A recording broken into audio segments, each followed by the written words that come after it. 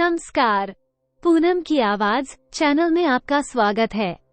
दोस्तों, आज हम आपको सुनाएंगे एक बहुत ही अच्छी कहानी।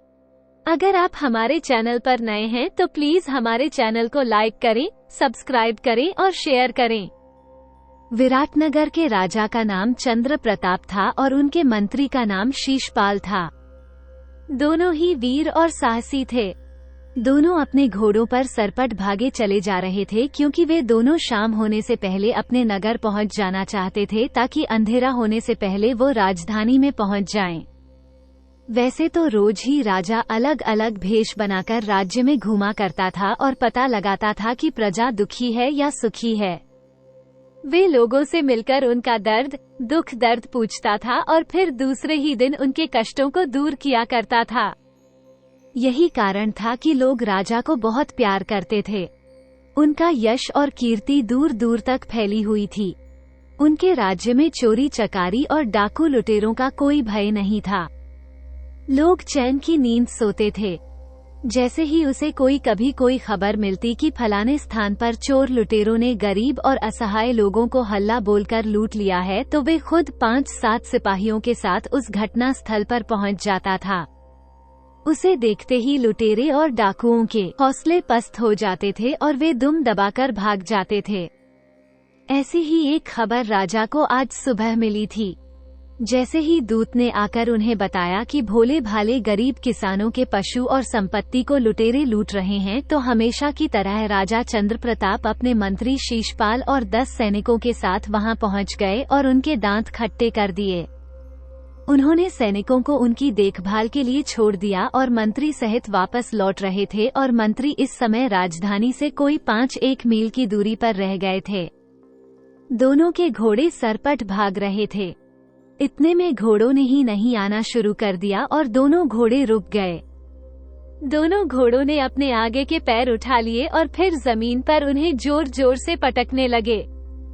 राजा और मंत्री को एकदम से कुछ समझ नहीं आया। उन्होंने जो इधर उधर देखा, उसी शाम उसी समय सामने के रास्ते पर उन्हें एक बड़ा सा नाग फन फैलाए हुए दिखाई दिया। उसका दिव्य मणि मुंह से निकलकर बाहर पड़ा हुआ था। नाग को देखते ही चंद्र प्रताप ने सहानुभूति प्रकट करते हुए कहा, अरे, ये तो दिव्य मणि धारण करने वाले नाग लोक के नाग हैं। इस वीर नाग की ऐसी दुर्गति किसने की है? उसकी यह करुणाजनक मौत किस दुष्ट ने की होगी? इसे किसने मारा होगा? तो मंत्री ने कहा, हाँ महाराज, अपने राज्य की धरती पर आज तक ये पाप हुआ है।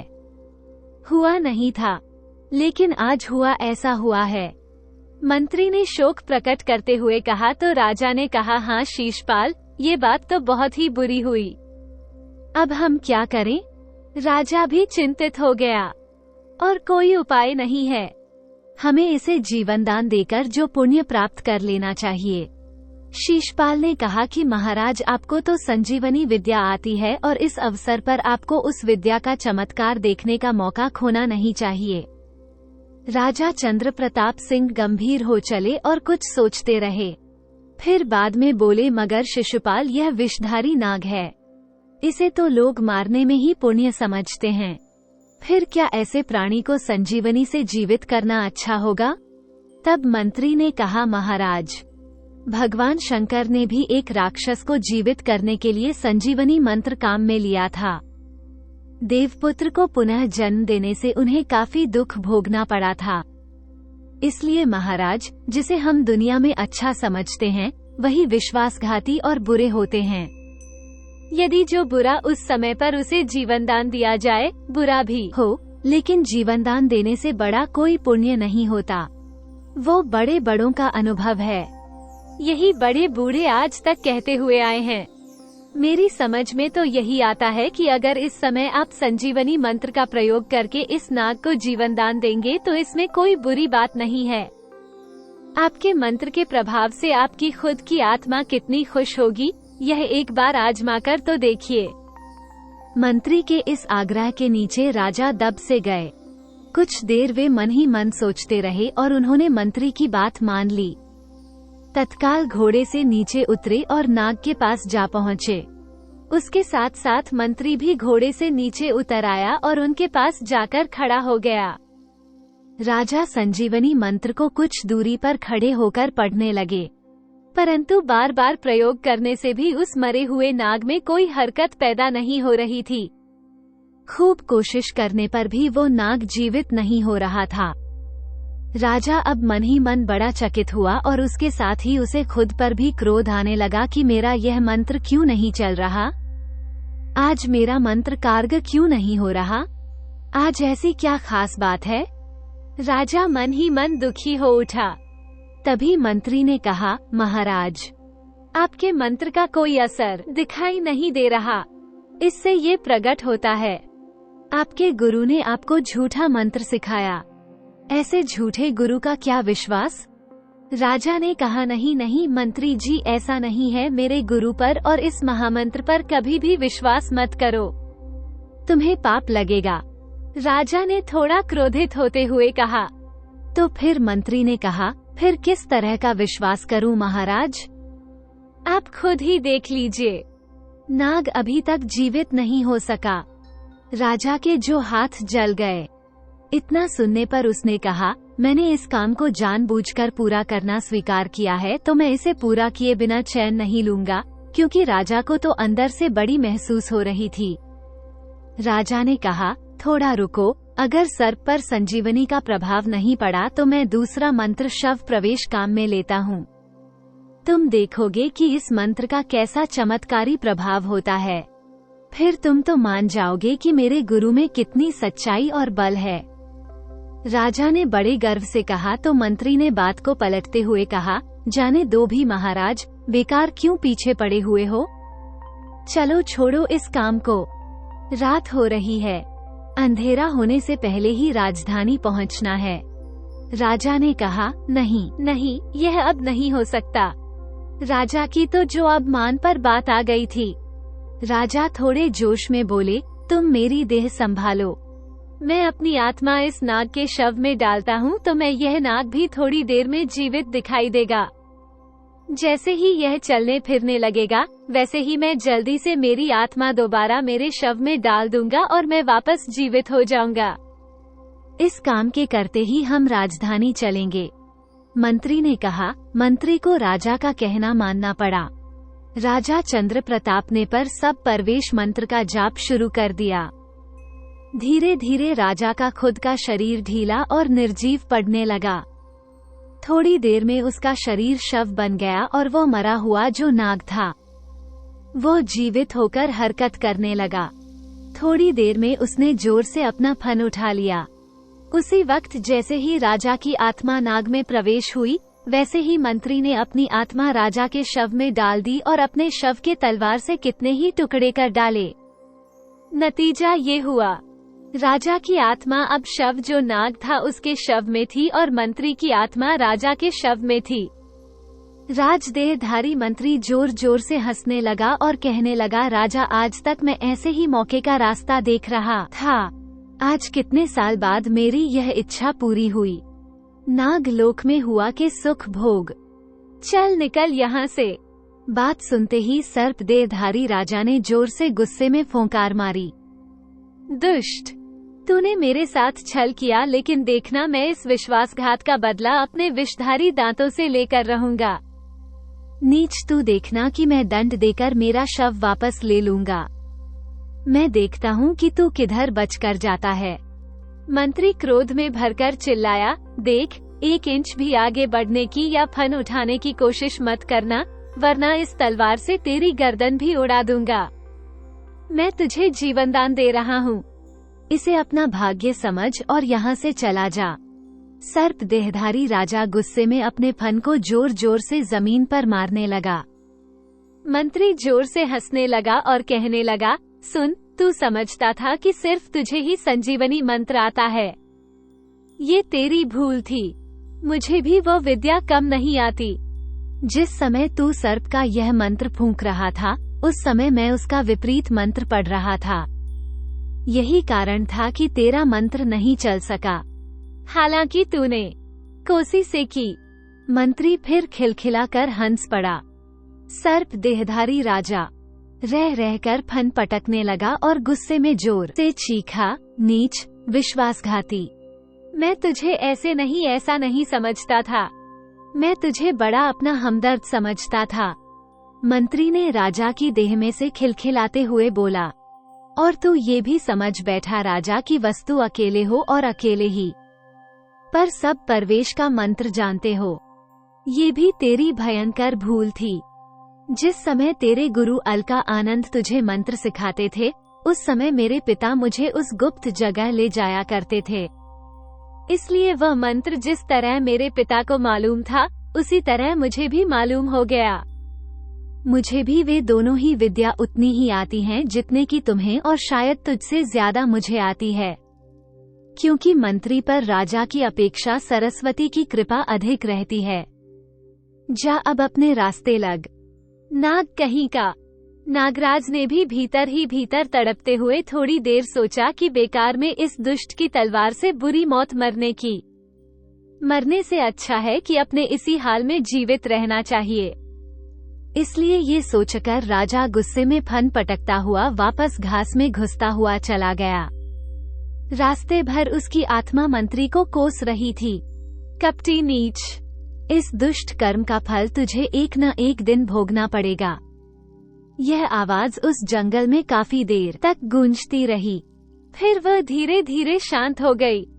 राजा की देह धारण किए हुए मंत्री शीशपाल घोड़े पर बैठकर राजधानी की तरफ बढ़ रहा था। वो मन ही मन बड़ा खुश था। उसके दिमाग में तरह तरह के विचार उठ रहे थे। वो सोच रहा था उसने अपनी चाल के द्वारा राजा को अपने रास्ते से सदा के लिए हटा दिया है। अब कोई भय नहीं है, अब कोई बाधा उसके रास्ते में नहीं आएगी और वो अपना शेष जीवन अब राजा बनकर सुख और ऐश्वर्य से गुजारेगा। इतना बड़ा विराट नगर का साम्राज्य उसके हाथों में होगा। एक एक बच्चा अब उसके इशारे पर नाचेगा। चारों ओर अब उसकी तूती बोलेगी। इतनी मीठी कल्पनाओं में सोच सोच कर उसे बड़ा सुख मिल रहा था, मानो सारी पृथ्वी की खुशियां उसे मिल गई हों। घोड़ा तेज दौड़े जा रहा था। राजा के रूप में मंत्री ने एक हाथ से दूसरे घोड़े को भी लगाम जो पकड़ रखी थी। पृथ्वी पर चारों तरफ अंधकार फैल गया था। नीले नीले आकाश में तारे चमक रहे थे। मंत्री घोड़े पर तेजी के साथ राजधानी की तरफ बढ़ता जा रहा था। चारों ओर जंगल में साए साए की आवाज से उसे अपने दिल की धड़कन साफ सुनाई दे रही थी। धीरे धीरे वह मंद मंत्री राजा बनकर राजधानी में प्रवेश कर गया। तोप की सलामी दी गई। उसने फौरन हाथ ऊंचा करके सबको रोकते हुए कहा, आज बड़े दुख की बात है। मैं और मेरा मंत्री शीशपाल लुटेरों को खदेड़कर वापस राजधानी लौट रहे थे। रास्ते में जो खंडाला में के घने जंगल में पहुंचते ही एक खूंखार बड़े शेर ने अचानक छलांग लगाकर मंत्री को चीर दिया। भाग्य से मैं उसके पंजों से किसी तरह निकलकर बच आया। मैं बहुत घबरा उठा हूँ। मेरी कुछ समझ में नहीं आ रहा है।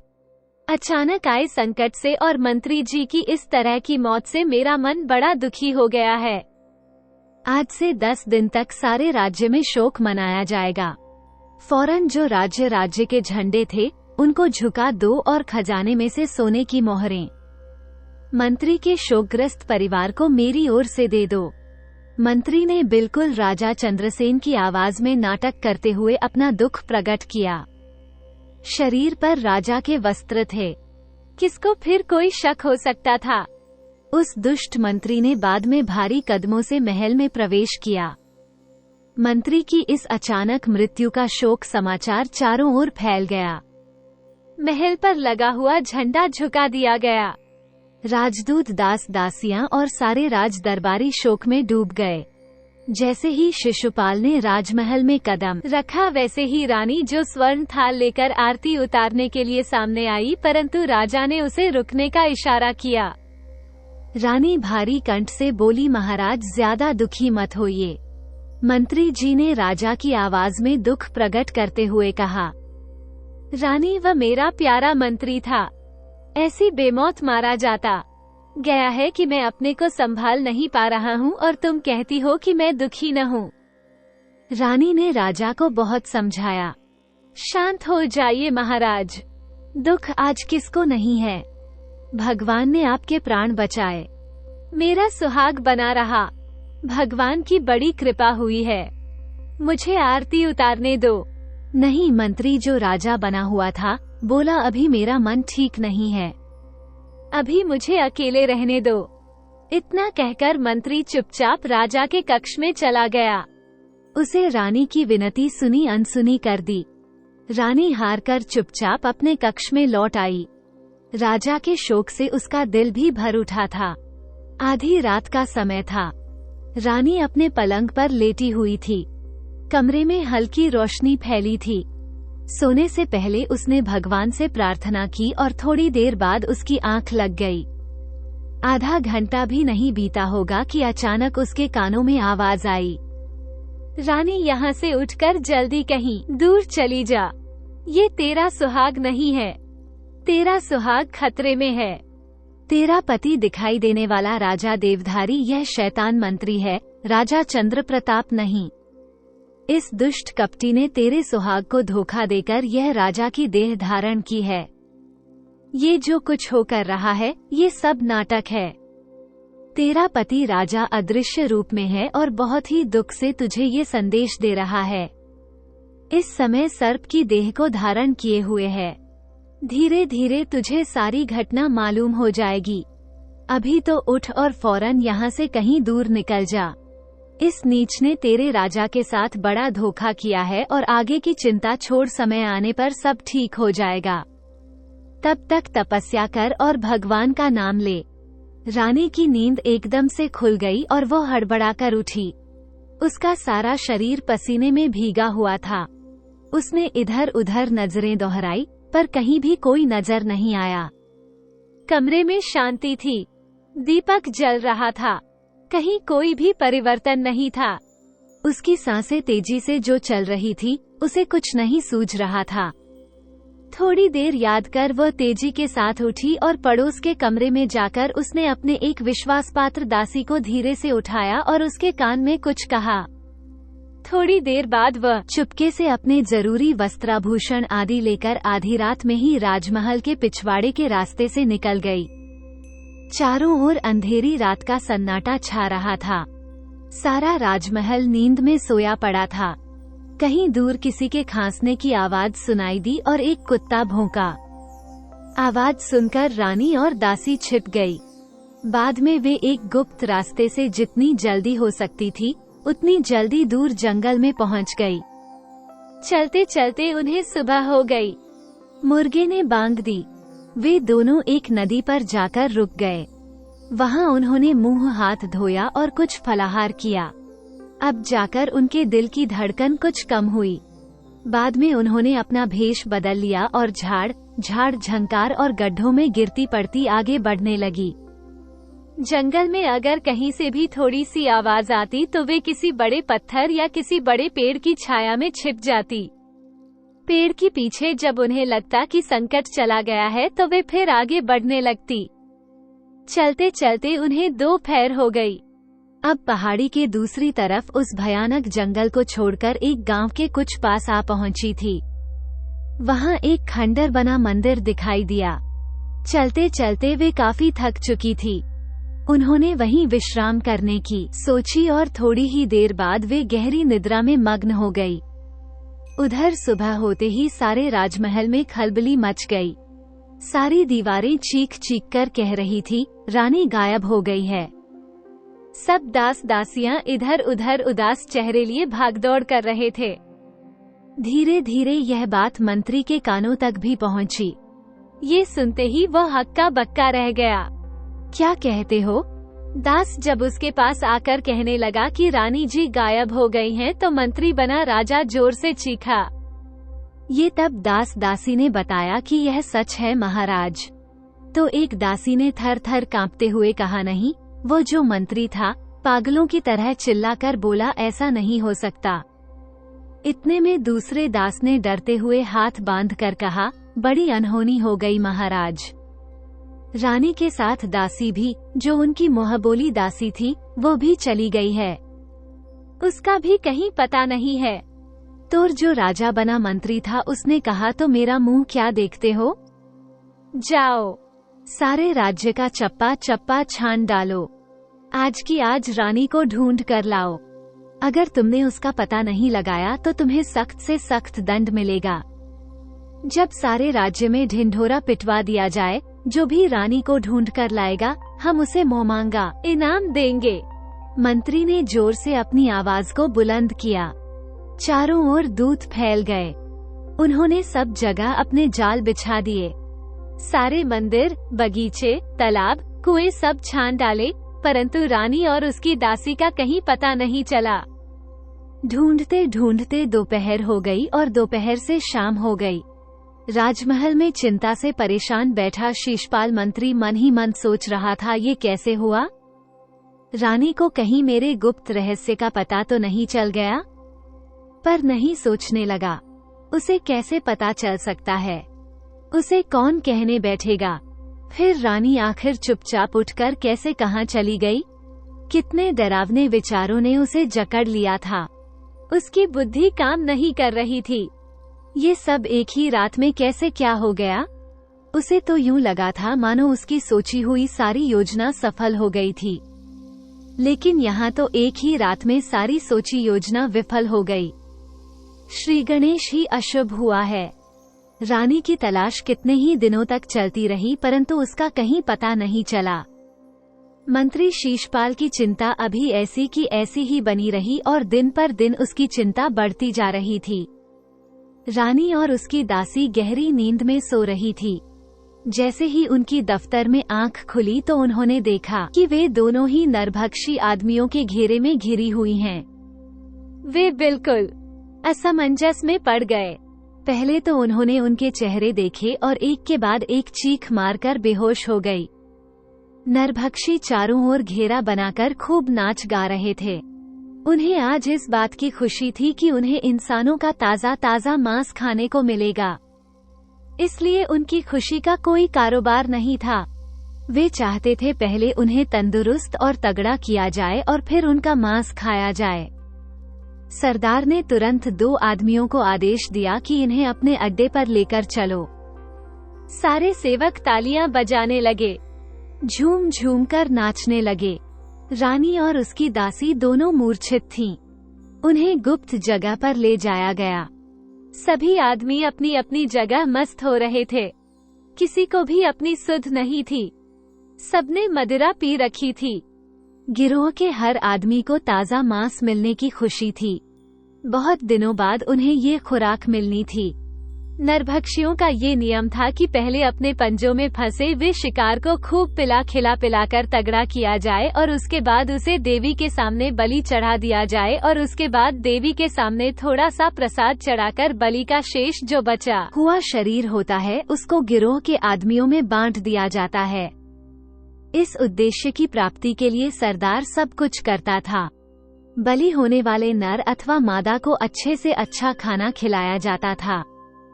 उसकी खूब निगरानी रखी जाती थी और कड़े पहरे में रखा जाता था। रानी अब बहुत परेशान और दुखी थी। उसने सरदार के 2-4 नौकरों की जब ये बात सुनी कि उन दोनों को देवी के सामने बलि चढ़ाएंगे, तब से रानी को रह रहकर केवल यही विचार आ रहा था, अब सारे जीवन की लीला समाप्त होने जा रही है। पता नहीं मैं कहाँ हूँ और राजा कहाँ है। राजमहल से निकलकर मैंने अपने सुहाग की रक्षा करनी चाहिए, परंतु यहाँ आकर मैं नरभक्षियों के बीच में घिर गई। वाह रे भाग्य! कुएं से निकली और खाई में गिर गई। हे भगवान! पता नहीं अब मेरा मेरे पति से कब मिलन होगा। पता नहीं वो किस हाल में होंगे और क्या कर रहे होंगे। नागदेव इधर, राजा उधर। राजा चंद्र प्रताप जमीन पर फन पटकता हुआ रात के अंधेरे में चलते चलते जंगल में एक बरगद के पेड़ के नीचे घास-फूस और पत्तों के बीच जाकर छुपकर बैठ गया। वो मन ही मन बड़ा दुखी था। आज कोसों दूर चलने से वो बहुत थक गया था। वह मन ही मन कपटी मंत्री पर बहुत गुस्सा कर रहा था, परंतु विवश था। वो कुछ कर भी नहीं सकता था।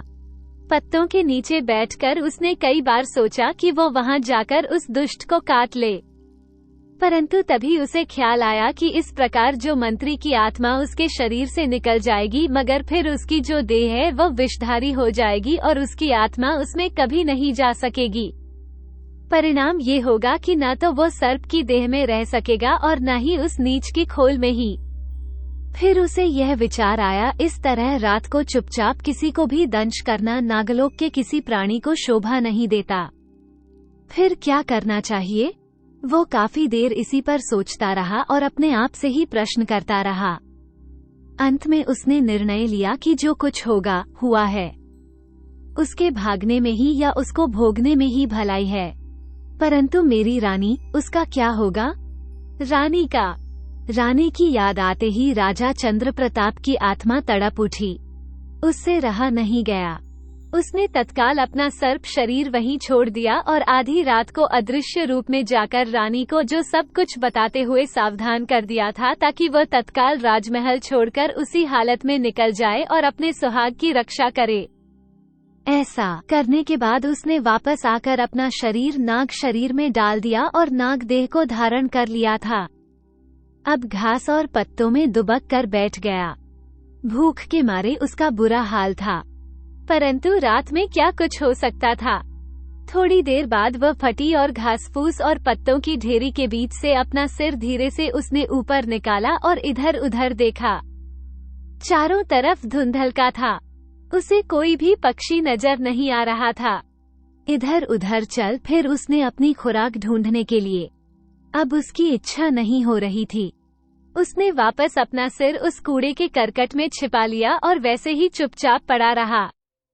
उसका समय एक एक पल पहाड़ की भांति गुजर रहा था। काफी देर इंतजार के बाद आखिर दिन निकला। उसने घने बरगद के पेड़ के ऊपर बैठे पक्षियों की तरह तरह की आवाजें सुनी। राजा चंद्रप्रताप हर पक्षी की भाषा खूब अच्छी तरह से समझता था, इसलिए उन आवाजों को सुनकर राजा को मन ही मन बड़ी खुशी हुई। वो कान लगाकर उन पक्षियों को जो चहक रहे थे उनको सुन रहा था। आवाजों के बीच एकाएक उसे कुछ तोतों की आवाज सुनाई पड़ी। एक तोता कह रहा था, अरे भाई, चंद्रपुर के उस दयालु राजा शीलभद्र का क्या कहना। कितना पुण्यवान राजा है। तुझे क्या बताऊं, कल उसके राज्य में कितना धूमधाम का त्योहार मनाया गया। सबको दान दिया गया। महायज्ञ भी संपूर्ण हो गया। हजारों पक्षी इकट्ठा हुए थे। प्रत्येक पक्षी को उसकी इच्छानुसार दाना पानी मिला। कल ही तो हम वहाँ से खा पी कर लौटे। अच्छा, दूसरे तोते ने आश्चर्य में भरकर कहा। हाँ यार, लेकिन दो तोते बड़े कपटी निकले। वे अपने सब साथियों को छोड़कर आगे चले गए। हमने अभी निश्चय कर लिया है कि उन्हें अवश्य सजा मिलनी चाहिए। हमने उसका पीछा किया। एक ने तो माफी मांग ली, परंतु दूसरा थोड़ा अकड़ू था। उसने माफी का एक शब्द भी नहीं बोला। हम सब उस पर पिल पड़े और उसकी खूब जो दुर्गति बनाई, वो घायल होकर नीचे पड़ा है। अरे अरे, एक तोते ने करुणा से भरकर कहा, ये तुमने क्या किया? तुम्हें ऐसा नहीं करना चाहिए था। अब उस तोते का क्या हाल है? इस समय वह कहाँ है? दूसरे तोते ने कहा, खुद ही अपनी आंखों से देख लो। वैद्य को सामने की डाल पर कैसी घायल अवस्था में पड़ा है। तोते ने दूसरे तोते के सामने की डाल की ओर इशारा करते हुए कहा। दूसरे तोते ने नजर घुमाकर ढाल की तरफ देखा तो घायल तोता बुरी तरह फड़फड़ा रहा था। ऐसे लगता था मानो उसका सारा शरीर ढाल से छूटकर जमीन पर गिर पड़ेगा। उसके पंख जगह जगह से टूटे हुए थे और बचे कचे परों पर लाल लाल धब्बे नजर आ रहे थे। अरे, ये तो वाकई बहुत जख्मी हो गया है। मानव अपना दम तोड़ना चाहता है। सुनने वाले तोते ने दुख प्रकट करते हुए कहा तो पहला तोता हंसते हुए बोला, तो डर किस बात का है? नीचे शिकारी का जाल बिछा हुआ है। वह देखो, वो जाल अभी इसे अपनी गोद में समेट लेगा। इसे कोई कष्ट नहीं करना पड़ेगा। शिकारी खुद ताक में बैठा है। शिकारी की बात सुनते ही सारे तोते सहम उठे, मानो उन्होंने साक्षात मौत के दर्शन कर ली हो। सबने अपने मुंह अपने पैरों में छिपा लिए। सर्प देहधारी राजा उनकी यह सारी बातें सुन चुका था। उसने धीरे से फन उठाकर ढाल की तरफ देखा। तेजी के साथ एक विचार उसके मन में आया। कितना अच्छा, उसे जो भक्ष्य मिला है, मजा आ गया। परंतु दूसरे ही क्षण उसे दूसरा विचार आया कि तोते को अपना आहार बनाने से कहीं ज्यादा अच्छा है कि इस तोते के शरीर में इस नाग शव से निकलकर अपनी आत्मा डाल दूं। और उसने वैसा ही किया। उसने अपनी आत्मा नाग को छोड़कर मरते हुए तोते के शव में डाल दी।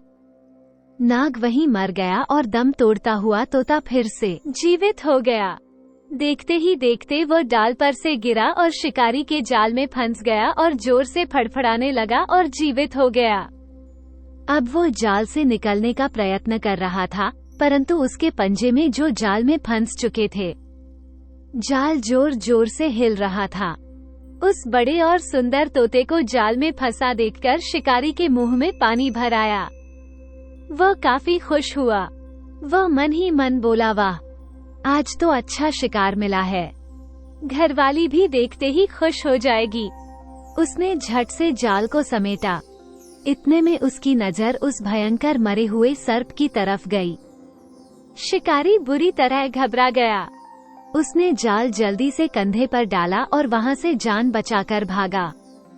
बहुत दूर जाकर वो रुका और पीछे मुड़कर देखा। मरे हुए सांप में से उसे ऐसा लग रहा था जैसे वह अब भी उसका पीछा कर रहा हो। वो बुरी तरह हौंफने लगा। घर पहुंचकर उसने जाल एक ओर पटक दिया। उसमें फड़फड़ाते हुए तोते को देखकर शिकारी की पत्नी बड़ी खुश हुई। उसने जल्दी से उसे जाल से निकालकर एक पिंजरे में डाल दिया। शिकारी ने अपना किस्सा अपनी स्त्री को सुनाते हुए कहा, मैंने रात में ही जाल बिछा दिया था। सुबह के धुंधलेपन में थोड़ी दूरी पर मुझे एक भयंकर सर्प पर मेरी नजर पड़ी। भगवान ने ही बचाया। सांप मरा हुआ था, वरना आज मैं जिंदा घर नहीं लौटता। अच्छा, उसकी स्त्री भोली स्त्री का सांस ऊपर का ऊपर और नीचे के नीचे रह गया कि हे भगवान, ये तो भगवान की कृपा थी जो आप ठीक ठाक आ गए।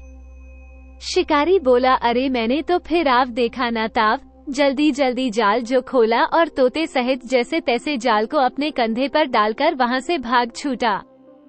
अभी भी वो बात याद आती है तो मेरे तो रोंगटे खड़े हो जाते। शिकारी की पत्नी ने कहा, रोंगटे खड़े होने की तो बात है, मेरा तो सांप को देखते ही दम निकल जाता है। कुछ देर वह रुकी और फिर कहने लगी, तोता काफी बड़ा और लंबा है, आज तो मजा आ जाएगा। घंटे भर बाद शिकारी पत्थर पर छुरी को घिसकर तेज तेज करने लगा। उसके बाद उसने तोते को पकड़ने के लिए पिंजरे में हाथ डाला। उसी समय तोता जोर जोर से चीखते हुए बोला, मुझे मत मारो, मुझे मत मारो, पहले मेरे जख्मों पर दवाई लगाओ, मैं तुम्हें माला माल कर दूंगा। शिकारी तो ये सुनकर बड़ा हैरान था। आज तक के जीवन में उसने कभी किसी तोते को इतनी बातें बोलते नहीं सुना था। उसका हाथ वहीं का वहीं रुक गया। आंखें फाड़े शिकारी उस तोते को देख रहा था। बाद में उसने झट से पिंजरे का दरवाजा बंद कर दिया और दौड़ा दौड़ा अपनी पत्नी के पास पहुंचा और तोते की कही हुई बात उसने अपनी पत्नी को सुनाई। शिकारी की बात सुनते ही जो शिकारी की पत्नी को बड़ा आश्चर्य हुआ, वो कहने लगी, आप क्या कह रहे हो? सच में तोते ने ऐसा बोला है कि वह हमें माला माल कर देगा। उसकी आंखें खुशी से चमकने लगी। शिकारी ने हामी भरी और कहा कि मैं सच कह रहा हूँ। उसकी स्त्री तो खुशी से नाचने लगी। शिकारी बोला, ये कोई पूर्वजन्म का पहुंचा हुआ ज्ञानी है या पंडित है, पता नहीं किसके श्राप से यह पक्षी रूप में अपनी जिंदगी गुजार रहा है। उसकी पत्नी कहने लगी, हाँ, जरूर कोई ना कोई रहस्य तो है और हमें उसे मारना नहीं चाहिए। शिकारी ने अपना फैसला सुना दिया तो उसकी पत्नी कहने लगी कि जाओ तुम उसकी मरहम पट्टी का इंतजाम करो, वह जख्मी है। शिकारी तोते की दवा के लेप के लिए बाहर चला गया। एक दिन गुजरा, फिर दूसरा और रोज और तोते के जख्मों पर शिकारी दवा का लेप करता। इस तरह तोता 8वें दिन धीरे धीरे बिल्कुल ठीक हो गया। शिकारी की पत्नी उसे बड़े प्यार से रखती, उसे रोज समय से दाना पानी डालती और प्यार से बोलती। एक दिन शिकारी ने उसका रहस्य जानना चाहा, इसलिए उसने पूछा, भाई, तुम बिल्कुल इंसानों की तरह बातें करते हो, फिर भी पक्षी रूप में हो, तोते की देह में आखिर तुम कौन हो? शिकारी की पत्नी भी उस समय वहीं पर बैठी हुई थी, तो तोते का जवाब सुनने के लिए उसे भी उत्सुकता हो रही थी। शिकारी भी सांस रोककर तोते के उत्तर की प्रतीक्षा करने लगा। तोते ने एक ठंडी सी सांस भरी और बोला, मेरी कहानी बड़ी दुख भरी है। तुम सुनकर क्या करोगे? भाई, तुमने मेरे घावों को अच्छा किया है। तुम्हारा यह एहसान और भलाई मैं कभी नहीं भूलूंगा। इतना कहकर तोता चुप हो गया। फिर भी कुछ तो बताओ, आखिर तुम कौन हो और हमसे जो बन पड़ेगा हम तुम्हारी मदद करेंगे। शिकारी ने फिर से कहा तो वह कहने लगा, नहीं भाई, मेरे दुख मुझे ही भोगने पड़ेंगे। जब तक मेरे भाग्य में दुख लिखा है उस वक्त तक कोई भी मेरी सहायता नहीं कर सकता। ले दे, लेकिन एक दिन इन दुखों का अंत जरूर होगा। कैसे दुख? शिकारी ने बड़े अधीर होकर पूछा, किन दुखों की बात कर रहे हो? आप हमें साफ साफ क्यों नहीं बताते? शिकारी की उत्सुकता देखते हुए तोते की देह से राजा चंद्रप्रताप ने अपना सारा किस्सा सुनाया। शिकारी और उसकी पत्नी की आंखें फटी की फटी रह गई।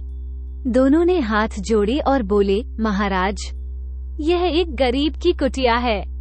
हमें दुख है कि आपको ये दिन भी देखने पड़े। हमें बताइए, आपके लिए हम क्या कुछ कर सकते हैं? तोते की आंखों में खुशी के आंसू भर आए। वह बोला, मुझे यहाँ कोई दुख नहीं है, मैं खुश हूँ। लेकिन हाँ, अगर तुम मुझे इसी पिंजरे में डालकर चंद्रपुर के महाराज के पास ले चलो तो विश्वास करो, मैं वापस राजा होते ही तुम्हें जागीर बकसुआ और अपने ही राज्य में आराम के साथ रखूंगा।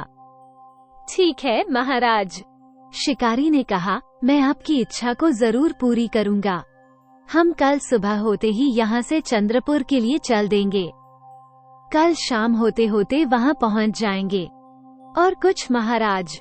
बस, तोते ने खुश होते हुए कहा। चलते चलते शिकारी आखिर शाम को चंद्रपुर पहुँच गया।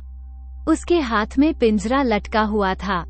महल के पास पहुंचकर वो जोर जोर से चिल्लाने लगा, देखो देखो, एक निराला तोता।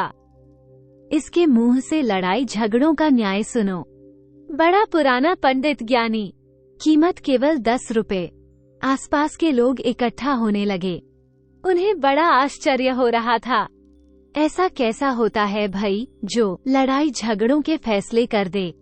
सब आश्चर्य से पिंजरे में बंद तोते को देखने लगे। धीरे धीरे बात राजा के कानों तक जा पहुंची। राजा शीलभद्र ने तुरंत अपने सिपाही दौड़ाए, शिकारी को अपने महल में बुलाया। यह शिकारी पिंजरे को नीचे रखकर राजा के सामने हाथ जोड़कर खड़ा हो गया।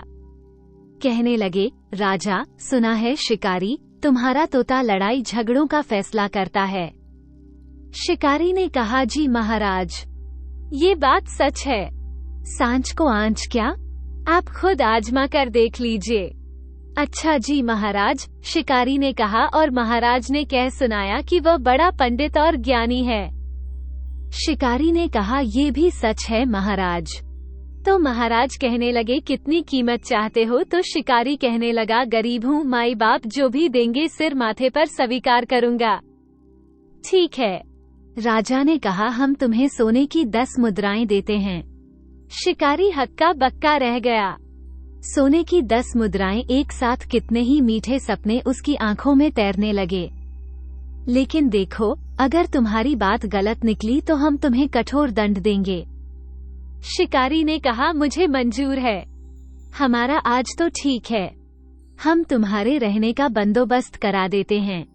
तुम 2-3 दिन तक हमारा राज्य छोड़कर बाहर नहीं जा सकते। तीसरे दिन के बाद हम तुम्हें जाने की इजाजत दे देंगे। शिकारी ने कहा, जैसी आज्ञा महाराज आपकी। राजा ने अपने एक दूत से शिकारी को अपने साथ ले चलने को कहा। दूत उसे लेकर एक तरफ चल दिया। तोते को एक नए सोने के पिंजरे में डाल दिया गया और पुराना पिंजरा फेंक दिया गया। सोने के पिंजरे को एक रत्नजड़ित खंबे पर लटका दिया गया। राजा शीलभद्र के राज्य के पूर्वी भाग में लोगों को कुछ दिनों से विद्रोह चल रहा था। उन्हें उस विद्रोह के शांत होने की अचानक सूचना मिली।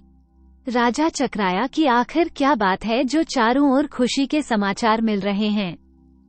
उन्होंने इस खुशखबरी का श्रेय तोते को दिया। उन्हें विश्वास हो चला कि जब से राजमहल में ये तोता आया है, खुशियां साथ लेकर आया है। तीसरे दिन दरबार में एक विचित्र झगड़ा पेश हुआ। 4 रुई के व्यापारी थे। उनका एक बड़ा भारी रुई की गांठों का गोदाम था।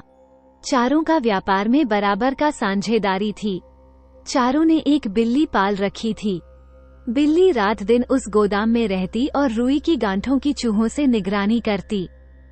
चारों व्यापारियों ने उस बिल्ली का एक एक पैर छांट लिया था और उनमें से हर एक अपने को उस पैर का मालिक समझता था।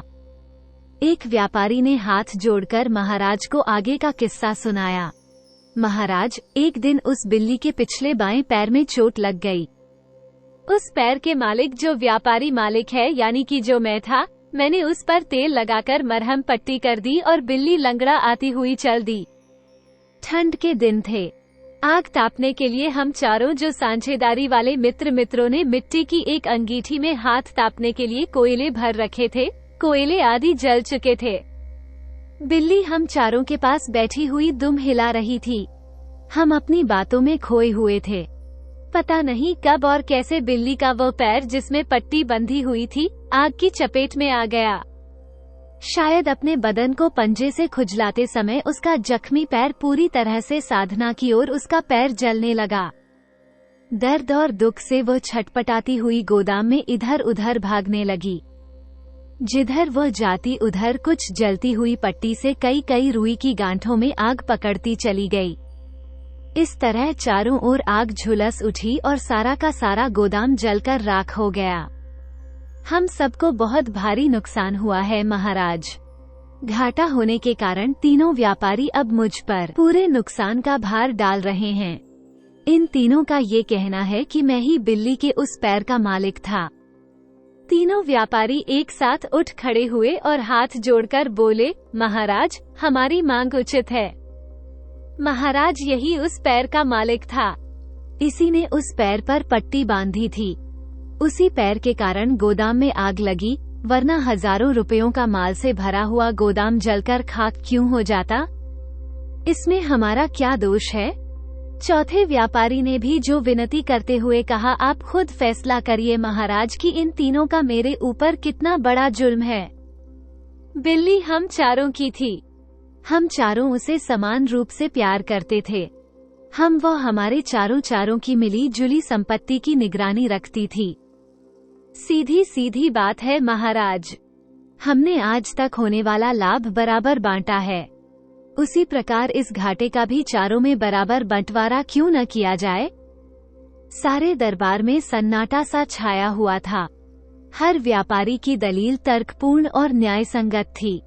चारों व्यापारी अपनी अपनी जगह अपने अपने पक्ष को मजबूत कर रहे थे। अब उनके झगड़ों का क्या फैसला हो? 3 व्यापारी बोले, अब आप ही फैसला करिए महाराज। चौथे व्यापारी ने भी वही बात कही। फैसला आपको करना होगा महाराज, और आपका फैसला ही मान्य होगा। मुझे पूर्ण विश्वास है आप सदा की भांति आज भी सच्चा न्याय करेंगे। सारा दरबार टकटकी बांधे राजा को देख रहा था। राजा को अचानक कुछ सूझा। उसने पीछे उनका एक सेवक जो खड़ा था, उसके जो तोते का पिंजरा आने के लिए बोला। राजा ने सोचा, यह उपयुक्त समय है। अब मुझे इस तोते की न्याय बुद्धि की परीक्षा लेनी चाहिए। देखें इस पेचीदा मामले में ये कैसा फैसला सुनाता है। उन्होंने तुरंत दरबारी को संबोधित करते हुए कहा कि सब शांत हो जाओ। आज मेरी जगह मेरा ये प्यारा तोता जो सुखदेव इस झगड़े का न्याय करेगा। चारों व्यापारियों को और सारे दरबार को यह न्याय मानना पड़ेगा। इस प्रकार से उसे मेरा ही न्याय समझा जाएगा। ये कहकर राजा शीलभद्र तोते की तरफ देखने लगे। नौकर पिंजरे को उठाए आगे आकर खड़ा हो गया। उसने पिंजरे को ऊपर उठा दिया ताकि सारे दरबार को तोता दिखाई दे सके। प्रत्येक आदमी सांस रोके फैसला सुनने के लिए अधीर हो उठा। तोते ने कहा, जब तक बिल्ली अंगीठी के नजदीक थी तब तक जलती हुई पत्ती से रुई की गांठों को किसी भी प्रकार का कोई नुकसान नहीं पहुंचा, परंतु उसकी वह जलती हुई पत्ती उस समय नुकसान कारक हुई जब बिल्ली को कोई गांठों की तरफ ले गया। ये कहकर तोता कुछ रुका और फिर बोला, अब सोचना ये है कि आखिर बिल्ली को रुई की गांठों की तरफ कौन लेकर गया। साफ जाहिर है कि चोट लगे हुए और जलते हुए पैर से तो वे बिल्ली थोड़ी दूर भी चल फिर नहीं सकती थी। फिर उस जलती हुई पट्टी को रुई की गांठों तक कौन लेकर गया? आप इस बात को जरा ध्यानपूर्वक सोचें। ये कहकर तोता रुक गया। सब आश्चर्य से एक दूसरे का मुंह ताकने लगे और धीरे धीरे खुसर फुसर होने लगी। तोता थोड़ा मौन रहने के पश्चात बोला, मुझे आशा है कि आप लोगों ने इस बात को ध्यान पूर्वक सोचा होगा कि जलती हुई पत्ती को रुई की गांठों की तरफ कौन लेकर गया। आप इस नतीजे पर पहुंचे होंगे कि बिल्ली के 3 स्वस्थ पैर ही उसे पूरे गोदाम के यहाँ से हुआ और वहाँ से यहाँ ले गए होंगे। तो स्पष्ट है कि सारे गोदाम के जलने के कारण बिल्ली का वो जख्मी और जलता हुआ पैर नहीं है, बल्कि वे 3 सही सलामत पैर हैं। इसलिए चौथा व्यापारी समूचे नुकसान को अकेला भरने का हकदार नहीं है। फैसला सुनकर सारी सभा दंग रह गई। हर एक के मुख से निकल रहा था, वह कितना अच्छा फैसला किया है, कितना सच्चा न्याय हुआ है। राजा शीलभद्र भी काफी खुश नजर आ रहे थे। सभा बर्खास्त हो गई। लोग उठकर वहां से चल दिए। दोपहर का समय था। तोता सोने के पिंजरे में उसी रत्नजड़ित खंबे पर लटका हुआ था। राजा और मंत्री आपस में बैठे हुए तोते की प्रशंसा कर रहे थे कि एकाएक राजा ने तोते से कहा, हे सुखदेव, तू मेरे लिए बड़ा भाग्यवान है। जब से तू मेरे यहाँ आया है, मेरे राज्य में सुख शांति का राज्य स्थापित हो गया है। ऐसा तू पूर्वजन्म में कौन है? तुझे ऐसा दिव्य ज्ञान कैसे प्राप्त हुआ? मैं जानने के लिए बड़ा अधीर हो रहा हूँ, तो मुझे सब कुछ बता। तोते की आंखों से 2 बूंद आंसू के गिर गए। उसने राजा को अपनी सारी हकीकत कह सुनाई। उसकी कहानी सुनते ही राजा शीलभद्र मन ही मन दुख से छटपटाने लगे। उन्होंने कहा, वाह रे भाग्य, आज एक राजा दूसरे राजा के यहाँ पिंजरे में बंद है। ये सब भाग्य का खेल है महाराज। तोते ने एक लंबी सांस छोड़ी। राजा ने कहा, हमें बड़ा दुख है कि राजा चंद्र प्रताप, लेकिन हम कर भी क्या सकते हैं। राजा ने दुख प्रकट करते हुए कहा, आपका मेरे प्रति जो प्रेम है वही बहुत है। मुझे और कुछ नहीं चाहिए महाराज, मुझे केवल अपनी रानी चाहिए। अगर आप मुझे उससे मिलवा दें तो मैं समझूंगा कि मैं पृथ्वी का समस्त सुख मैंने पा लिया। राजा ने कहा, तुम चिंता मत करो, मैं आज ही अपने दूतों को रवाना करता हूँ। राजा ने चंद्र प्रताप को तसल्ली बंधाई। तोता बड़ा खुश हुआ। वो मन ही मन अपनी रानी से मिलने की खुशी में तरह तरह के सपने देखने लगा। कितने दिनों से उसने रानी की सूरत नहीं देखी थी। पता नहीं वो कहाँ होगी, क्या कर रही होगी, किस हाल में होगी। ये ख्याल आते ही उसके मन में दुष्ट मंत्री शीशपाल के लिए क्रोध की ज्वाला भभकने लगी। उसने तय कर लिया कि वो उस नीच से जरूर बदला लेकर रहेगा। उसी कपटी ने मुझे और रानी को नदी के 2 किनारों की तरह अलग अलग कर दिया है। उसी शाम को राजा के दूत रानी की खोज में चारों ओर निकल पड़े थे। उसी दिन राजा शीलभद्र ने खुश होकर शिकारी को जागीर बख्शी और अपने राज्य में रहने की जगह दे दी। शिकारी की खुशी का ठिकाना नहीं था। उसने सोचा कि तोता सच कह रहा था। उसने कहा था कि वह उसे मालामाल कर देगा। उसने तो उसे सचमुच मालामाल कर दिया। उसने अपनी पत्नी को अपने पास बुलाया और सुख शांति से, जो चंद्रपुर में रहने लगा। इधर राजा के आदमी रानी को ढूंढते हुए जो सरगर्मी से काम चल रहा था, वे बहुत ही तेजी के साथ रानी को ढूंढ रहे थे। पहाड़, जंगल सब में वे बिखरे हुए थे। उधर नरभक्षी बड़ी धूमधाम के साथ खुशियां मना रहे थे। आज देवी के सामने 2 स्त्रियों की बलि चढ़ने वाली थी। आज तक ऐसा कभी नहीं हुआ था कि एक साथ देवी को 2-2 बलि चढ़े। इसलिए नरभक्षी आज के दिन को बड़ा भाग्यशाली दिन समझ रहे थे। इस खुशी में वो उस दिन को एक त्योहार की तरह धूमधाम से मना रहे थे। रानी और दासी को उन नरभक्षियों ने गुफा के बाहर लाकर फूलों से सजाया और गाजे बाजे के साथ उन्हें देवी के मंदिर में ले गए। रानी और दासी का घबराहट के कारण बड़ा बुरा हाल हो रहा था। उन्हें अपनी आंखों के सामने साक्षात मौत खड़ी दिखाई दे रही थी। वे दोनों की दोनों मन ही मन भगवान से जीवनदान की प्रार्थना कर रही थी। नरभक्षी काफी देर तक उन चारों को घेरकर नाच कूद रहे थे। जब वे खूब नाच और गाकर थक गए तो उन्होंने रानी और दासी को एक ऊंची टोकरी पर बिठा दिया ताकि देवी का प्रसाद सबको अच्छी तरह दिखाई दे सके। वहां बिठाकर वे उनके शरीर को भेदने की तैयारी कर रहे थे। उनकी ऐसी ही परंपरा थी कि पहले वे बलि को तीरों से घायल कर बलि चढ़ाते थे। तीरों से भेदने से पहले उन्होंने अंतिम बार फिर कहा, फिर नाचना गाना शुरू कर दिया और वे नाच गाने में खो गए। कुछ देर बाद जब नाच गाना समाप्त हुआ, सरदार ने अपना तीर कमान उठाया और लोगों की भीड़ में आगे बढ़ा। उसने धनुष तान लिया और तीर छोड़ने की तैयारी करने लगा। रानी और दासी की आंखें दोनों ने बंद कर ली और भगवान से प्रार्थना कर रही थी कि कहीं एक चमत्कार हुआ। तेज रफ्तार से एक भयंकर पक्षी आकाश की ऊंचाइयों से तेजी के साथ नीचे आया और उसने एक झपट्टे से रानी और दासी को पंजे में उठा लिया और उड़ गया। सरदार और नरभक्षी देखते ही देखते रह गए। वे सब घबरा उठे, इधर उधर देखने लगे, भागने लगे कि यह तो बहुत बुरा हुआ। माता की बलि चली गई, अब जरूर माता हम पर क्रोध करेगी। इस डर से वे जंगल में भागते हुए अपनी अपनी गुफाओं में जाकर छिप गए। उड़ते उड़ते वे गिद्ध काफी देर बाद एक टापू पर उतरा। वहां उसने अपने पंजों को ढीला किया। फिर उसने अपने भोजन को, जो रानी और दासी थी, उसको सूंघ कर देखा। वे दोनों ही बेहोश हो गई थी।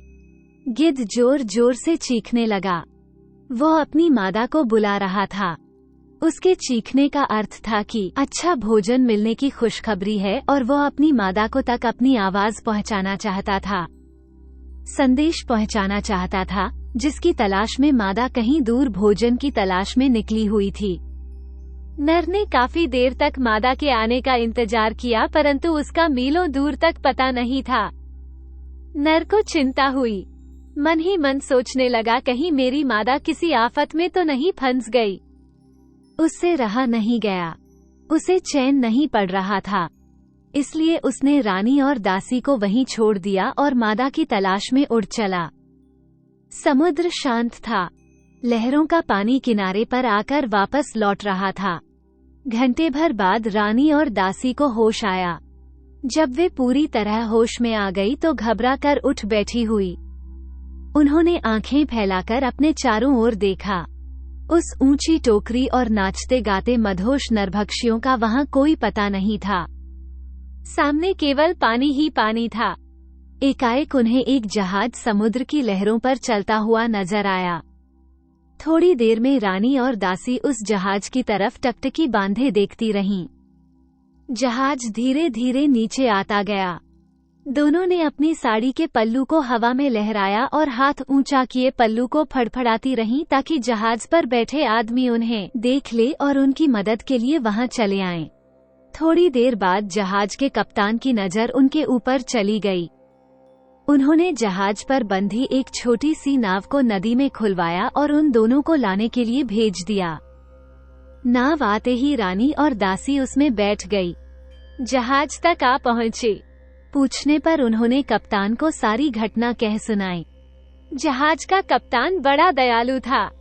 उसने उन्हें धीरज बंधाया और खाना खाने के लिए दिया। खाना खाने के बाद रानी और दासी आराम से सो गई क्योंकि वे बहुत थकी हुई थीं। जहाज में सामान लदा हुआ था और चंद्रपुर राजधानी की ओर जा रहा था।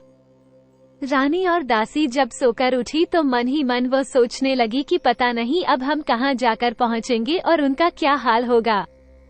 भाग्य ने उन्हें कहाँ से कहाँ फेंक दिया। कितनी बार वे मौत के चंगुल से बची हैं। पता नहीं आगे उनकी तकदीर में क्या क्या लिखा हुआ है। पता नहीं राजा पर क्या बीत रही होगी। वे कहाँ होंगे, किस हालत में होंगे। राजा की याद आती। रानी की आंखों से आंसू बहने लगे और दासी ने उनके आंसू पोंछे और बोली, आपने रानी जी अब तक हिम्मत नहीं हारी तो अब और थोड़ी हिम्मत रखिए। हिम्मत की बहुत जरूरत है। मेरा मन कहता है कि भगवान की हम पर कृपा है और भगवान अपनी कृपा बनाए रखें। तभी तो हम जो कितने संकटों से बच गए हैं, आगे जो हमारे भाग्य में होगा वही होगा। रानी ने कहा, वो तो ठीक है, परंतु दुख की भी तो कोई सीमा होती है। पता नहीं मैंने ऐसे कौन से पाप किए थे जो मुझे ये दिन देखने पड़े। और रानी रोने लगी। दासी ने कहा, रानी साहिबा, अब भरोसा रखिए, जिसने आप पर आफत डाली है उनको महाराज के हाथों जरूर दंड मिलेगा। आप निर्दोष हैं। और दासी ने रानी को ढांढस बंधाते हुए कहा। तो दासी से रानी कहने लगी, मैं क्या करूं? राजा का वियोग मुझसे अब नहीं सहा जा सकता। उसकी याद में मेरा तन मन फटा जा रहा है। और रानी रोने लगी। जिस तरह भगवान ने, दासी ने कहा कि जिस तरह भगवान ने अब तक हमारी रक्षा की है, उसी तरह राजा की भी रक्षा भगवान कर रहे होंगे।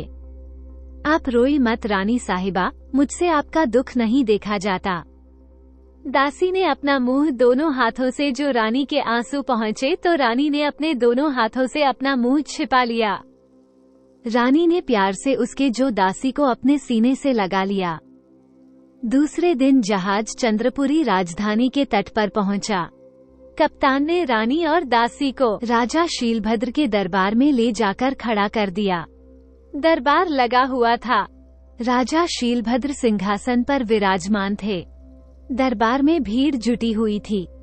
राजा शीलभद्र ने दोनों स्त्रियों की तरफ देखते हुए पूछा, कौन है और क्या चाहती हैं? जहाज के कप्तान ने हाथ जोड़कर कहा, महाराज, यह एक टापू में घिरी हुई थी, सहायता के लिए पुकार रही थी। हमारा जहाज जब उधर से निकला तो मैंने अपनी दूरबीन से इन्हें आफत में घिरा हुआ देखा। चारों ओर पानी ही पानी था और जमीन के एक छोटे से टुकड़े पर यह बेसहारा किसी सहायता की बाट देख रही थी। मैंने तुरंत अपनी नाव भेजकर उन्हें अपने जहाज में आश्रय दिया और यहाँ ले आया। अब इन्हें आपका आश्रय चाहिए। महाराज, इनकी कहानी बड़ी दुख भरी है। राजा ने दोनों स्त्रियों को ध्यान से देखा। वे किसी कुलीन घर की स्त्रियां नजर आती थीं। राजा ने रानी की तरफ देखते हुए पूछा, तुम कौन हो और कहां से आई हो और टापू पर कैसे पहुंच गई? रानी की आंखें डबडबा गई। सिर नीचे किए हुए बोली, बहुत दुखियारी हूँ महाराज। हमारे दुखों की एक लंबी कहानी है। समय आने पर सब कुछ बताऊंगी। अभी तो आपसे मैं बस इतनी प्रार्थना करती हूँ, हमें कोई आश्रय मिल जाए। अभी हम इस हालत में नहीं हैं जो उस लंबी कहानी को आपको सुना सकें। दुखों और परेशानियों से उनकी हालत काफी जो पेचीदा हुई बनी हुई थी, इसलिए उन्होंने क्षमा मांगी। राजा शीलभद्र उनकी हालत गए और उनकी परिस्थिति को समझ गया। उनसे फौरन आज्ञा दी, ठीक है, इन्हें जनाना खाने में पहुंचा दिया जाए और इनके खाने पीने का प्रबंध कर दिया जाए। आज्ञा पाते ही उन्हें कुछ सेवक जनाने खाने में ले गए। जनाना खाने में चलते चलते रानी और दासी ने राजा की दुहाई दी। दरबार मन ही मन राजा के कृपालु स्वभाव की प्रशंसा करने लगा। कुछ ही देर हुई होगी कि एक दूत ने हौंफते हुए दरबार में प्रवेश किया और सूचना दी, महाराज, कुछ उपद्रवी अपनी सीमा में घुस आए हैं। उन्होंने हमारी फसल नष्ट कर दी है और किसानों की धन संपत्ति और पशुओं को लूट पाट कर ले जा रहे हैं। अगर तुरंत सहायता न मिली तो काफी नुकसान होने की संभावना है। राजा ये खबर सुनते ही क्रोध से तमतमा उठा। उसने हाथ की मुट्ठियां कस गई। आग बबूला होते हुए बोला, मेरे राज्य में दुष्टों की यह मजाल जो दिन दहाड़े घुस आए और गरीबों को लूट रहे हैं। फौरन सैनिकों से कहो, सेनापति सैनिकों की फौज तैयार करो। उनको जो भी उपद्रवी हैं, उनको जिंदा कैद करके मेरे सामने लाकर खड़ा करो। उनको उचित दंड मिलना चाहिए। ये कहकर राजा चिंतित से आसन से उठ खड़े हुए। उनके साथ सारे दरबारी भी उठकर चल दिए। अब राजा अपने कक्ष में पहुंचे तो सोने के पिंजरे में बैठे तोते ने उनकी हालत देखी और पूछा, क्या बात है महाराज, कुशल तो है? आज आप कुछ चिंतित दिखाई दे रहे हैं। राजा ने उन उपद्रवियों का किस्सा सुनाते हुए कहा, कुछ समझ नहीं आ रहा कि थोड़ी देर पहले मैंने 2 बेसहारा स्त्रियों को अपने यहाँ आश्रय दिया है और उसके थोड़ी देर बाद ही आफत की सूचना मिली। मुझे ऐसे लगता है जैसे दोनों स्त्रियां अपने साथ साथ मेरे लिए भी कुछ आफत लाई हैं। मुझे लक्षण अच्छे नजर नहीं आते। ये कहकर राजा परेशान सा अपने कक्ष में टहलने लगा। तोता चुप रहा। उसकी बेचैनी राजा को देखता रहा। उसकी समझ में नहीं आ रहा था कि ऐसी हालत में राजा से क्या कुछ कहा जाए। वह केवल इतना ही बोला, महाराज, बेकार में चिंतित मत होइए माँ, सब ठीक होगा। कोई किसी के लिए आफत नहीं लाता। होनहार को कौन टाल सकता है? होनी तो होकर रहती है। राजा ने जवाब नहीं दिया। उसी तरह चिंतित से अपने कक्ष में घूमते रहे, जैसे तोता की कही हुई बात उन्हें जंची नहीं। 2-3 दिन गुजर गए। रानी ने इसी बीच राजा के पास एक अर्जी पहुंचाई कि महाराज हमें आश्रय दिया है। विपत्ति के समय में उनकी बड़ी कृपा है। इस कृपा को हम आपकी भूल नहीं सकते, लेकिन हम निचले बैठे रहकर राजा के टुकड़े नहीं तोड़ सकते। ये हमें शोभा नहीं देता। इसलिए हमारी अर्ज है कि हमें कोई भी नौकरी चाकरी मिल जाए तो अपने आप को धन्य समझेंगे। महल में काफी दास दासियां हैं, हमें भी इनमें से एक समझा जाए। उनकी अर्ज सुनकर राजा को पहले तो माथा ठनका, परंतु फिर एकाएक ख्याल आया, यह अच्छा अवसर है जब दासी गोमती को छुट्टी दे दी जाए और बेटी करुणा की देख रेख के लिए उन्हें काम सौंप दिया जाए। दासी गोमती चोर स्वभाव की स्त्री थी। आंख बजते ही वो चीजों पर हाथ साफ करने से नहीं चूकती थी। राजकन्या अरुणा भी चोरियों से तंग आ चुकी थी। राजा को यह अच्छा मौका मिला। उन्होंने तुरंत ही रानी को राजकुमारी की दासी नियुक्त कर दिया और पुरानी दासी गोमती को नौकरी से हटा दिया। नौकरी से हटते ही गोमती की जो बहुत जलन पैदा हुई वो मानी। मन सोचने लगी, अगर ये दासी नहीं आती तो उसे ये दिन देखना नहीं पड़ता। वो मन ही मन रानी जो दासी बनी थी उसे बदला लेने की युक्ति सोचने लगी। एक दिन रानी सदा की तरह उदास और चिंतित बैठी थी। उसे यूं चिंतित बैठी देखकर राजकुमारी अरुणा बोली, क्या बात है दासी, तुम हमेशा चिंता में डूबी रहती हो, ना हंसती हो ना बोलती हो। चलो थोड़ा बाग भी घूम कर आएं। काफी दिनों से मैं कहीं नहीं निकली हूँ। रानी ना चाहते हुए भी राजकुमारी के साथ चल दी। इस बीच गोमती ने उन्हें बाग में टहलते हुए देख लिया। वह ऐसे अवसर की ताक में थी। वे फौरन लपकी और महल के दरवाजे पर पहुंची। द्वारपाल ने उसे रोका, लेकिन उसने जवाब दिया कि राजा से बहुत जरूरी अर्ज करनी है। द्वारपाल ने उसे इजाजत दे दी। फिर क्या था, वह चुपचाप कन्या के कक्ष में छिपती छिपाती जा पहुंची और वहां जाकर उसने अरुणा देवी का रत्नजड़ित कंगन चुरा लिया और फिर छिपती छिपाती महल से चुपचाप निकल गई। उधर जब राजकुमारी अरुणा बगीचे से लौटकर आई तो अपने कक्ष में जड़ाऊ कंगन गायब पाया। फौरन महल में खलबली सी मच गई। दास दासियां इधर उधर भागदौड़ करने लगे होते। शाम होते होते राजा के कानों तक भी बात पहुंची। घूमते घूमते सबका साथ रानी पर ही गया कि हो ना हो यही कंगन की चोरी नहीं की है। राजा का भी माथा फिर ठनका। उन्हें तो पहले से ही लक्षण अच्छे नजर नहीं आ रहे थे। इन 2 स्त्रियों के कदम रखते ही अशुभ समाचार मिलने शुरू हो गए और अब ये दूसरी अप्रिय घटना हो गई।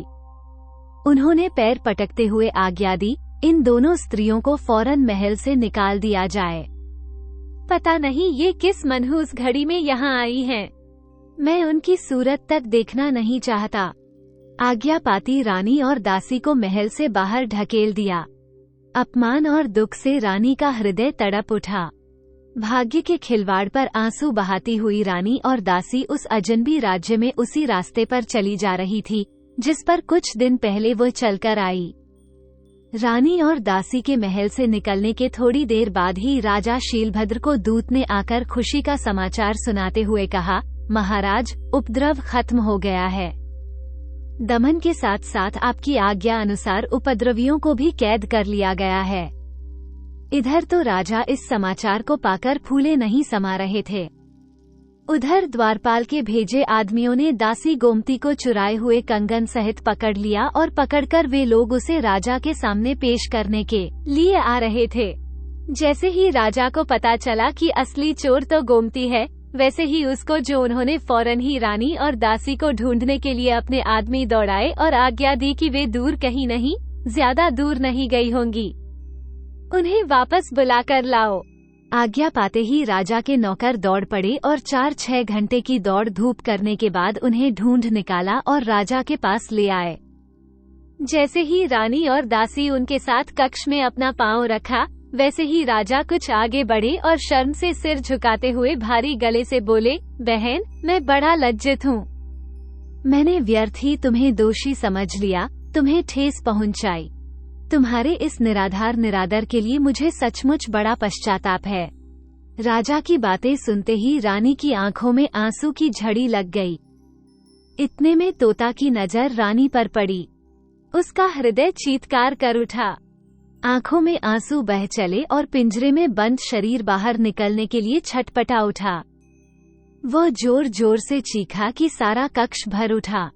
उसकी चीखों से सुखदेव रह रहकर थड़ियों पर अपनी चोंच मार रहा था।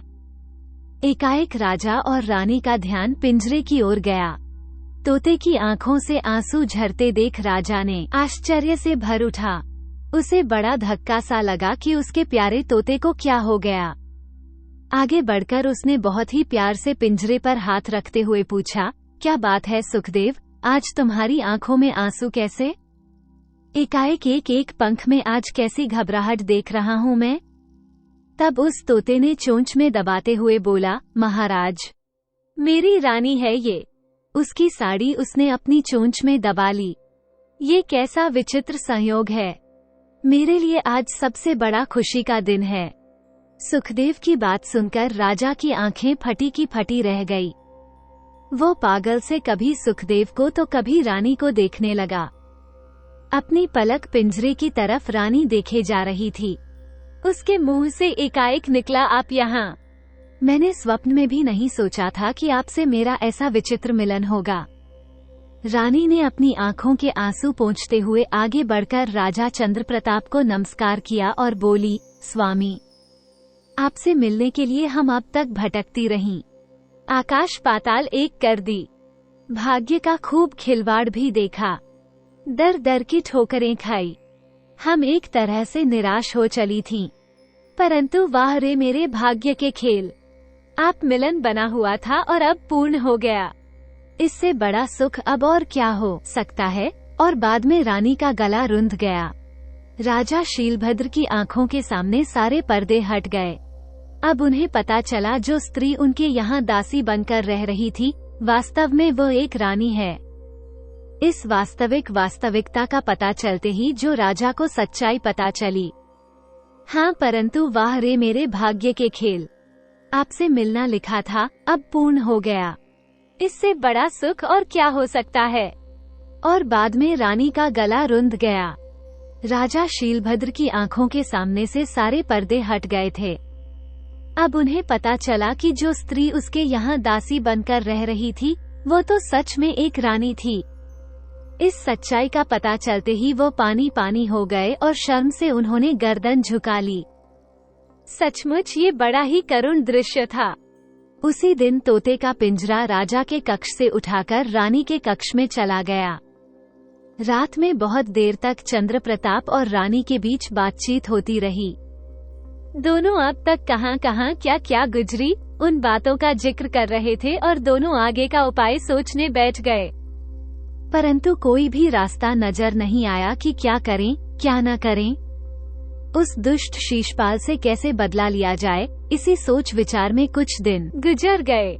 उन्हीं दिनों राजा शीलभद्र की बेटी अरुणा देवी का स्वयंवर की तैयारियां चल रही थी।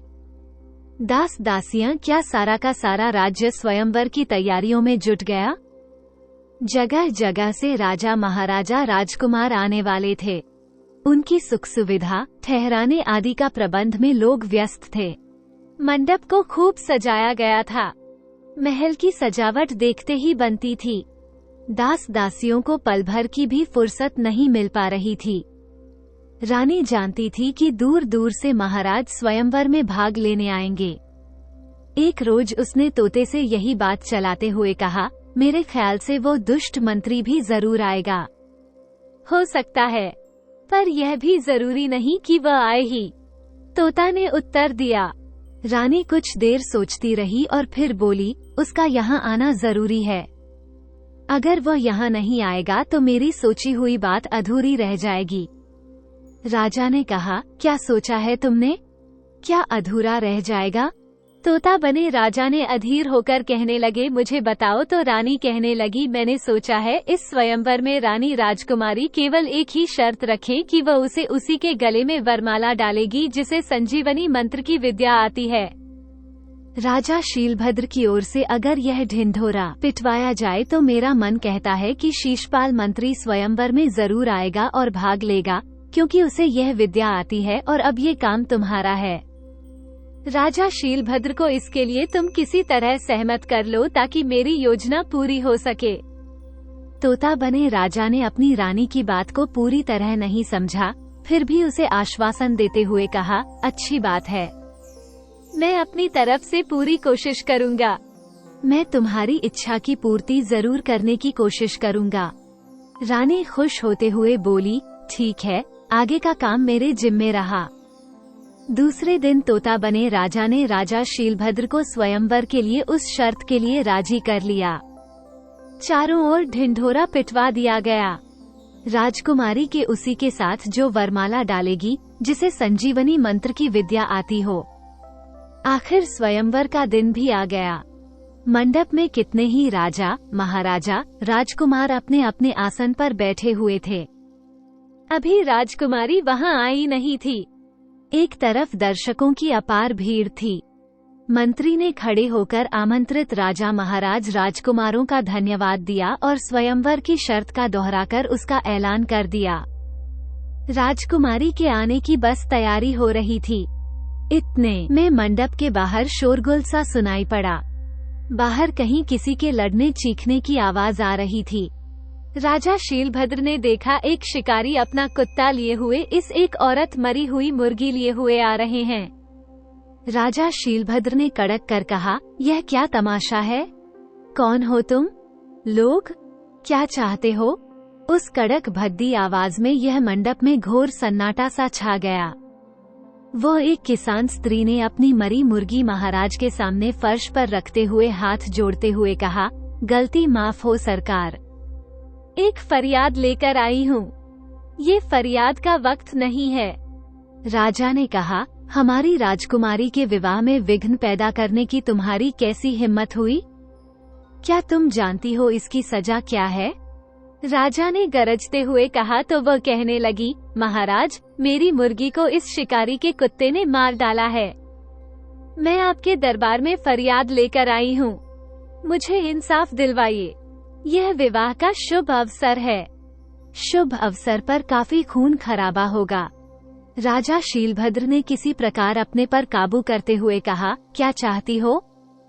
जल्दी बोलो। तो वो बोली, मेरी मुर्गी मुझे चाहिए। महाराज, मुझे सिर्फ अपनी यह मुर्गी चाहिए। यह मेरे कलेजे का टुकड़ा है। मेरे बाप की दी हुई निशानी थी। किसान की स्त्री ने गिड़गिड़ाते हुए कहा। राजा ने गुस्से में भरकर कहा, ये कैसी बात करती हो भला? वो मुर्गी वापस जिंदा कैसे हो सकती है? तब वो कहने लगी, महाराज, मुझे तो बस मुर्गी चाहिए, अपना आंचल फैलाकर भीख मांगती हूँ। मुझे यकीन है मैं आपके दरवाजे से निराश नहीं लौटूंगी। किसान की स्त्री अपनी बात पर अड़ी रही। राजा परेशान था। सारी सभा सांस रोके राजा के फैसला सुनने के लिए अधीर हो रही थी। इतने में राजा को ध्यान आया कि आज स्वयंवर के में हमने जो शर्त रखी है उसके अनुसार संजीवनी विद्या जानने वाला राजा, महाराजा या राजकुमार इस मुर्गी को जिंदा कर सकता है। ये ख्याल आते ही राजा के चेहरे पर खुशी नाचने लगी। इतने में ही राजकुमारी हाथ में वरमाला लिए अपनी सहेलियों के साथ मंडप में आ गई। अच्छा मौका देखकर राजा ने उठते हुए घोषणा की, जो भी इस मुर्गी को अपनी संजीवनी विद्या से जीवित करेगा उसी के गले में हमारी राजकन्या अपनी वरमाला डालेगी। घोषणा सुनते ही चारों ओर सन्नाटा छा गया। राजा महाराजा एक दूसरे का मुंह ताकने लगे। थोड़ी देर बाद मंत्री शीशपाल अपने आसन से उठा और सभा मंडप के बीच आ गया। उसने संजीवनी मंत्र पढ़ना शुरू किया। पिंजरे में बैठा तोता ये तमाशा देख रहा था। जैसे ही शिशुपाल ने अपने संजीवनी मंत्र को पढ़ना शुरू किया, वैसे ही तोता ने उसका उल्टा मंत्र पढ़ना शुरू कर दिया। इसके फलस्वरूप लाख कोशिश करने पर भी मंत्री शीशपाल का मंत्र नहीं चला। शीशपाल को काटो तो खून नहीं। सारी सभा में उसका मजाक उड़ गया। हारकर शीशपाल ने कहा, मैं इस मुर्गी को जरूर जीवित कर सकता हूँ, लेकिन मेरी एक शर्त है। मैं अपने मंत्र का जाप किसी कमरे में बैठकर अकेले में करना चाहूंगा। इजाजत है तो शीलभद्र। राजा तैयार हो गए। थोड़ी देर बाद शीशपाल को एक कमरे में अकेला छोड़ दिया गया। उसने दरवाजा बंद कर लिया और मंत्र का जाप करने लगा। थोड़ी देर में ही मरी हुई मुर्गी धीरे धीरे अपने पर फड़फड़ाने लगी। सभा में खुशी से तालियां बजने लगी। उधर तोते ने पर सब प्रवेश मंत्र पढ़ना शुरू किया और शीशपाल की आत्मा मुर्गी में प्रवेश कर रही थी, तो तोते ने की आत्मा जो शीशपाल के शव में, क्योंकि वे सब पहले राजा का ही था। अब बंद कमरे में शीशपाल का शव पड़ा था और सुखदेव की आत्मा शीशपाल के सब में प्रवेश कर चुकी थी। खाली पिंजरे में सुखदेव का शव पड़ा था और मुर्गी मंडप में फिर से जीवित होकर बैठ गई थी। थोड़ी देर बाद राजा चंद्र प्रताप उस बंद कमरे के बाहर निकले और मंडप में आकर मुर्गी से बोले, क्यों मंत्री जी कैसी रही? ये कहकर उन्होंने एक अट्टहास लगाया। मुर्गी के रूप में मंत्री जो खिसिया आता हुआ बोला, अच्छा तो तू था, ये है, और तू ही मेरी संजीवनी मंत्र को उल्टा कर रहा था, तो नहीं तूने ही पर सब प्रवेश मंत्र का जाप करके मेरा ये हाल किया है। वो किसान, स्त्री और शिकारी अपने असली रूप में आ गए। वह रानी और उसकी दासी थी राजा शीलभद्र। राजा चंद्र प्रताप को असली रूप में देखकर बहुत प्रसन्न हुए। उन्होंने मुर्गी के रूप में उस दुष्ट मंत्री को, जो मौत की सजा दी। राजा चंद्र प्रताप और रानी का खूब आतिथ्य सत्कार किया गया। कुछ दिनों बाद राजा चंद्र प्रताप अपनी रानी और दासी सहित अपने विराट नगर को लौट आए। दोस्तों, अगर आपको हमारी कहानी पसंद आई हो तो प्लीज लाइक और सब्सक्राइब जरूर करें।